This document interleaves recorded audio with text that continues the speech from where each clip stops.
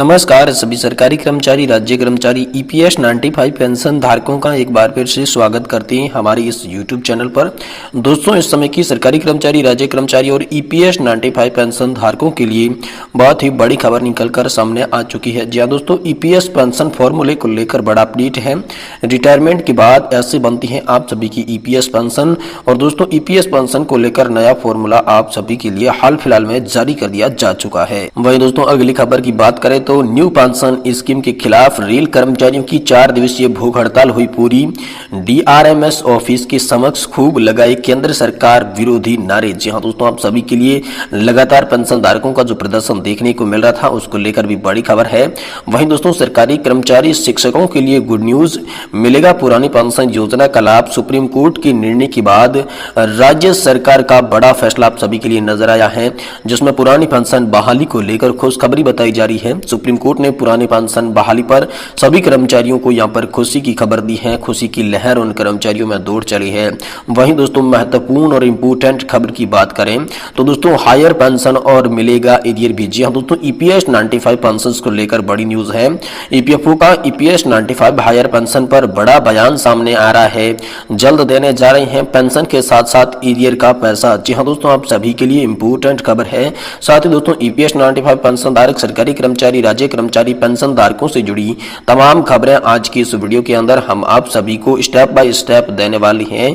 इसलिए दोस्तों, आप सभी से निवेदन करते हैं कि आप इस वीडियो को लास्ट तक जरूर देखिएगा। तो दोस्तों, सबसे पहले बात करते हैं रिटायरमेंट के बाद कैसे बनती है आप सभी की ईपीएस पेंशन, और ईपीएस पेंशन को लेकर नया फॉर्मूला हाल फिलहाल में आप सभी के लिए क्या आया है। देखिए दोस्तों, हम एक उदाहरण के माध्यम से समझते हैं। मान लीजिए आपने जनवरी 2010 में कर्मचारी पेंशन योजना के तहत नामांकन किया और फरवरी 2025 के बाद काम करना छोड़ दिया। परिणाम दोस्तों यह आया कि अगस्त 2014 तक आपने 4 साल 7 महीने तक की सेवा की, और शेष सेवा अवधि जो है सितंबर 2014 से फरवरी 2025 तक का है। 10 वर्ष और 5 महीने तक की ये सेवा है। इसके अतिरिक्त मान लीजिए कि ईपीएस पेंशन योग्य वेतन अगस्त 2014 तक जो था वो था दोस्तों अधिकतम सीमा 6,500 रुपए की, और 1 सितंबर 2014 से ये सीमा जो थी ये तो 15,000 रुपए कर दी गई थी। तो जनवरी 2010 से अगस्त 2014 के बीच की अवधि के लिए जो पेंशन की गणना का सूत्र लगाया जाएगा उसमें दोस्तों 6,500 गुना उसका 5 वर्ष किया जाएगा, जिसके अंदर भाग 70 का लगाए देंगे।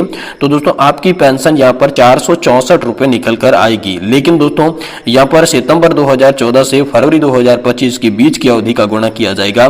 तो दोस्तों, पेंशन आप सभी के लिए 15,000 गुणा 10 से भाग 70 का लगा दिया जाएगा, जिसके तहत आप सभी की पेंशन 2142 रुपए हो जाएगी।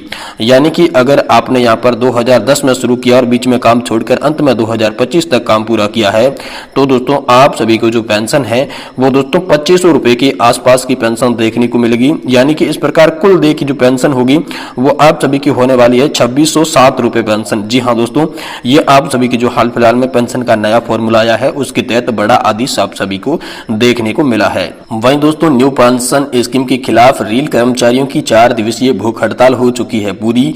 डीआरएमएस ऑफिस के समक्ष खूब लगाए नारे, केंद्र सरकार के विरोधी नारे जहां दोस्तों आप सभी के लिए लगाए जा चुके हैं। चक्रधर रेलपुर स्टेशन पर दप्पू रेलवे मैस यूनियन के नेतृत्व में केंद्र सरकार की नई पेंशन स्कीम के विरोध में चक्रधर रेलवे स्टेशन के बाहर डीआरएमएस ऑफिस के सामने 4 दिवसीय धरना प्रदर्शन एवं भूख हड़ताल यहां पर किया गया। गुरुवार को अंतिम दिन कर्मचारियों ने एक विशाल रैली निकाली, जिसके जरिए उन्होंने अपनी मांगों को लेकर उन मांगों पर दोस्तों बड़ा प्रकाश जो है यहाँ पर डाला गया है।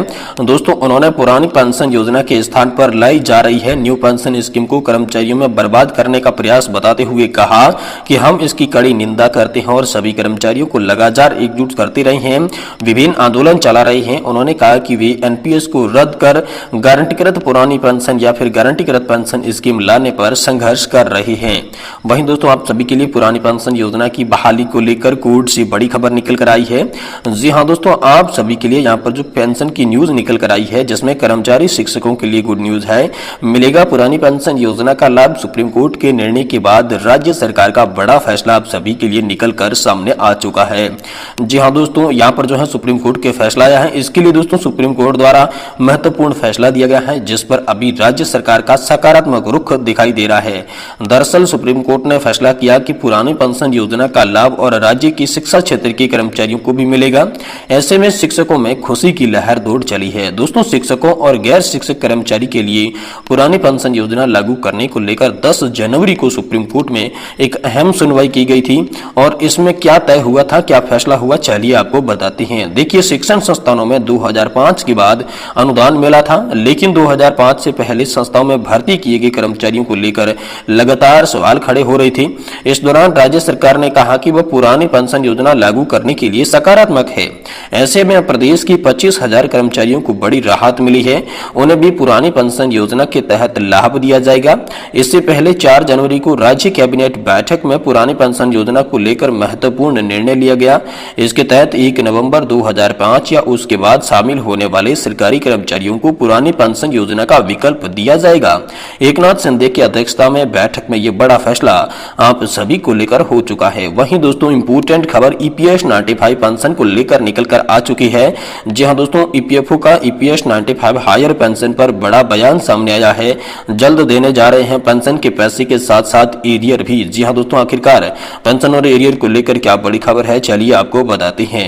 देखिए दोस्तों, जिन लोगों ने उच्च पेंशन के लिए डिमांड लेटर के मुताबिक मांगी गई राशि जमा कर दी है, उन्हें अब शीघ्र ही उच्च पेंशन का लाभ मिलना शुरू हो जाएगा। जी हां दोस्तों, यहाँ पर ईपीएस पेंशन धारक जो थी वो लगातार धरना प्रदर्शन कर रही थी। प्रदर्शनकारियों द्वारा अपने सीने में जो पेंशनर्स की बात करेगा वही देश में राज करेगा। न्यूनतम पेंशन 7,500 रुपए देना होगा, विधवा पेंशन 100% देना होगा, सुप्रीम कोर्ट के आदेश का पालन करो, ये दोस्तों नारे लगा के ऐसे श्लोक लिखकर जो थे वो दोस्तों पोस्टर लगाई गई थी। तो साथ ही में दोस्तों ये 2 घंटे का धरना प्रदर्शन चला था, जिसके बाद राष्ट्रीय संघर्ष समिति के राज्य अध्यक्ष LM सिद्दीकी के नेतृत्व में विभिन्न विभागों की प्रमुख अध्यक्ष अथवा महासचिव भविष्य निधि आयुक्त अभिषेक कुमार से मिले और उन्हें केंद्रीय रोजगार एवं श्रम मंत्री के नाम पर बड़ा ज्ञापन दिया गया। दोस्तों, भविष्य निधि आयुक्त के साथ मीटिंग में LM सिद्दीकी के विभिन्न राष्ट्रीय और स्थानीय मुद्दों पर बात की। अभिषेक कुमार भविष्य निधि आयुक्त से स्थानीय मुद्दों को जल्द से जल्द हल करने के लिए अधिकारियों को निर्देशित कर दिया गया है और आश्वासन दिया कि जिन लोगों के उच्च पेंशन के लिए डिमांड लेटर के मुताबिक मांगी गई राशि जमा कर दी है, अब उन्हें शीघ्र ही उच्च पेंशन मिलना प्रारंभ हो जाएगी। साथ ही दोस्तों, उन्हें पिछली डेट से भी एरियर मिलेगा, ये भी कहा गया और इस मुद्दे के लिए कोई भी तनाव को लेकर बिल्कुल भी जरूरी नहीं है। साथ ही साथियों से उन्हें इस घोषणा का स्वागत किया। उन्होंने कहा कि बहुत से आवेदनों में स्पष्टीकरण की जरूरत है, जिससे बीएसपी अथवा अन्य नियोक्ताओं के उपलब्ध करवाया जाएगा। इसलिए बाकी आवेदन भी फौरन जो है वो प्रोसेस आप सभी के लिए जारी किए जाएंगे और पेंशन को लेकर बड़े फैसले आप सभी के लिए लिए जाएंगे। वहीं दोस्तों, राष्ट्रीय संघर्ष समिति या फिर नेशनल एजुकेशन कमेटी के द्वारा सभी पेंशन धारकों के लिए एक नई गाइडलाइन जारी कर दी जा चुकी है, जिसमें कहा गया कि यहाँ पर सरकार को दिया गया टाइम समाप्त हो चुका है। सरकार ने हमारे दिए गए टाइम के अनुसार हमारी कोई भी मांग मंजूर नहीं की है, इसलिए देश की सभी जागरूक पेंशन धारकों से एक बार पुनः निवेदन है कि फिर से आंदोलन के लिए उन्हें तैयार रहना होगा। आंदोलन के लिए दोस्तों नेशनल एजुकेशन कमेटी के द्वारा रूपरेखा भी तैयार कर दी जा चुकी है। जी हाँ दोस्तों, आप सभी पेंशन धारकों के लिए नेशनल एजुकेशन कमेटी ने हाल ही में रूपरेखा तैयार की, जिसमें दोस्तों ये बताया गया कि लगातार जो ईपीएफओ है पेंशन धारकों का जो शोषण कर रहा है और इस शोषण के खिलाफ लगातार पेंशन धारक जो है वो प्रदर्शन करेंगे। मांगे मंजूर होने तक गली से लेकर जो दिल्ली तक का आंदोलन करेंगे। साथ ही पेंशनर्स जो हैं वो जन जागरण अभियान भी चलाएंगे। इसके लिए दोस्तों उन्होंने अलग अलग यहाँ पर अलग अलग जो जिला स्थान पर हो गया, साथ ही स्थानीय हो गया, मंडल स्तर पर हो गया, प्रदेश स्तर पर हो गया, वहां पर सभाओं के साथ साथ कुछ railway station, bus stand, EPFO office, विभिन्न प्रकार के जो संबंधित कार्यालय हैं उनके साथ ही अपने अपने अधिकार क्षेत्र के स्टैंडिंग बैंक के लेबर सदस्य, सीबीटी के माननीय सदस्य गण, साथ ही माननीय सदस्यों तक जो है आंदोलन का जो अविलंब न्याय है उनको करने के लिए जो नोटिस पुगाना है वो भी दोस्तों यहाँ पर आप सभी के लिए दिए गए थे।